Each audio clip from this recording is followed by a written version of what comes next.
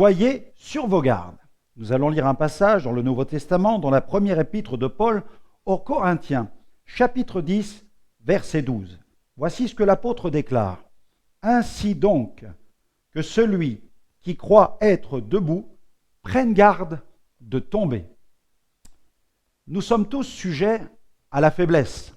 C'est pourquoi nous devons veiller, et tous veiller, sur les zones sensibles de notre vie. La Bible dit d'ailleurs que chacun est tenté quand il est attiré et amorcé par sa propre convoitise. Satan connaît bien les failles de votre existence. C'est pourquoi il rôde comme un lion rugissant, attendant le moment opportun pour frapper au défaut de la cuirasse. Il vous sait vulnérable. Alors, attention, ne pensez pas que les zones fragiles de votre existence se résument à des zones obscures dans lesquelles vous entretenez toutes sortes de fantasmes.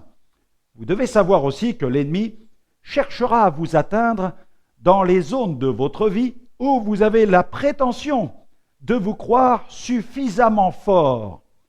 Ces zones de confiance, si vous ne veillez pas, peuvent rapidement devenir des zones de suffisance, d'autosatisfaction, voire même des zones d'orgueil.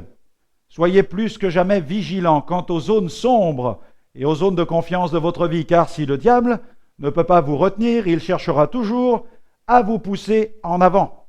Il vous faut donc veiller, et veiller également à ne pas vous laisser entraîner par les nombreux tourbillons qui agitent notre société. Le matérialisme, la mode ou tout ce qui est tendance. L'esprit du monde cherchera toujours à exercer ses charmes sur l'Église.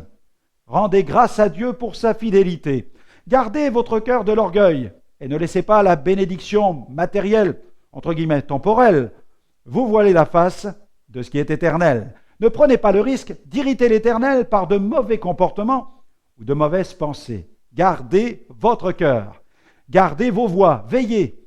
Une prière que je vous recommande aujourd'hui. Seigneur, je te remercie pour cette mise en garde. Éclaire-moi sur les zones d'ombre de ma vie, afin que je ne me laisse pas piéger par l'ennemi. Je veux garder mon cœur plus que toute autre chose et veiller sur mes voies. Au nom de Jésus, Seigneur, je t'ai prié. Amen.